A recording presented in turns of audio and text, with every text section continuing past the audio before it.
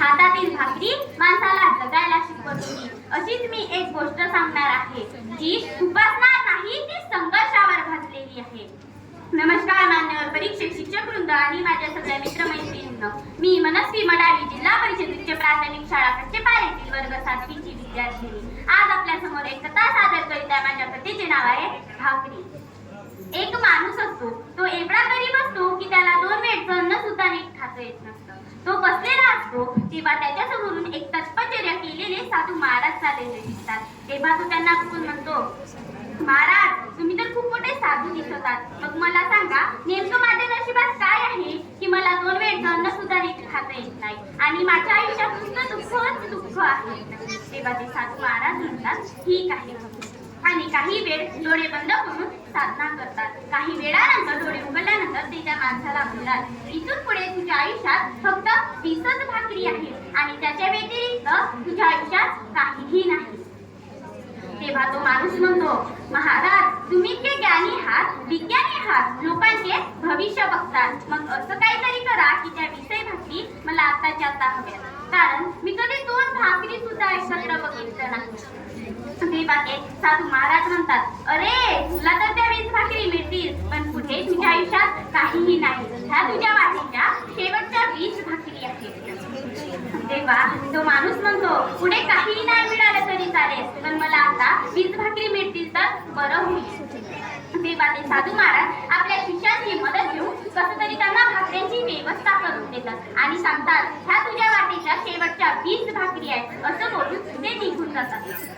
तो माणूस खूप खुश असतो, कारण त्याने कधी 2 भाकरी सुद्धा एकत्र बघितलं नाही, तर त्याला 20 भाकरी एकदम मिळालेल्या आहेत. तो आधी अर्धी भाकर खातो, मग 1 भाकर खातो, मग 2 भाकर खातो.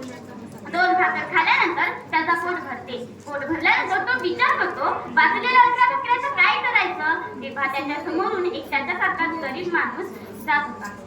तेव्हा त्याला म्हणतो, हे घे, आज माझ्याकडे 18 भाकरी आहेत, त्यातल्या 2 तू घे. तोच गरीब माणूस पळत जाऊन आपल्या गरीब लोकांना सांगतो की आज तुम्हाला भाकरी देत आहे. तेव्हा ते सगळे गरीब लोक त्याच्याकडे पळत येतात आणि राहिलेल्या सर्व भाकरी वाटतात.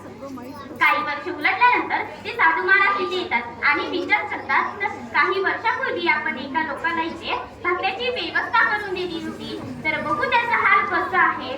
तेव्हा ते साधू महाराज त्या जागेजवळ येतात, तर बघतात तरी काय, तो माणूस धर्माळ झालेला असतो. त्याच्या घरासमोर मंडप बांधलेला असतं. त्याच्या घरासमोर किती 1000 लोक जेवण करत असतात. जेवणात तरी काय स्वादिष्ट पक्वान असते.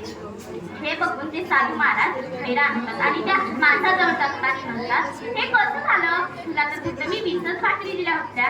तेव्हा तो माणूस म्हणतो, महाराज, तुम्ही तर मला 20 भाकरी दिल्या, त्यातल्या फक्त मी 2च खाऊ शकलो आणि बाकीच्या माझ्यासारख्या गरीब लोकांना मी वाटलो. हे माझे कार्य बघून लोक माझ्याकडे जेवण आणते, त्यातले थोडं खायचं, थोडंसं वाटायचं. एक दिवस माझ्याकडे एवढे जेवण झाले, मी खाऊन सुद्धा 1000 लोकांना वाढू शकत होतो. त्याच लोकांनी मला घर घेऊन दिलं, व्यवसाय सुरू करून दिला. आता तो माझा व्यवसाय माझी पत्नी चालवते आणि मी लोकांना जेवण वाटतो. तर मित्रांनो, जेवढे तुम्ही दुसऱ्याला द्याल त्याच्यापेक्षा दुप्पट तुम्हाला मिळेल. काही लोकांचा असा गैरसमज होतो की मदत करावी ती पैशानेच करावी, तर असं नाही. मदत आपण आपल्यापासून करू शकतो, आपलं ज्ञान देऊन करू शकतो, मार्गदर्शन करून देऊ शकतो. हे काही नसेल जमेल ना, एक हास्य तर देऊ शकतो. हे सगळं आपल्याला निसर्गाकडून सुद्धा मिळतं. तर मित्रांनो, आयुष्य शांत जगूया, सकारात्मक करूया, देण्याचे व घेण्याचे कार्य सतत करूया.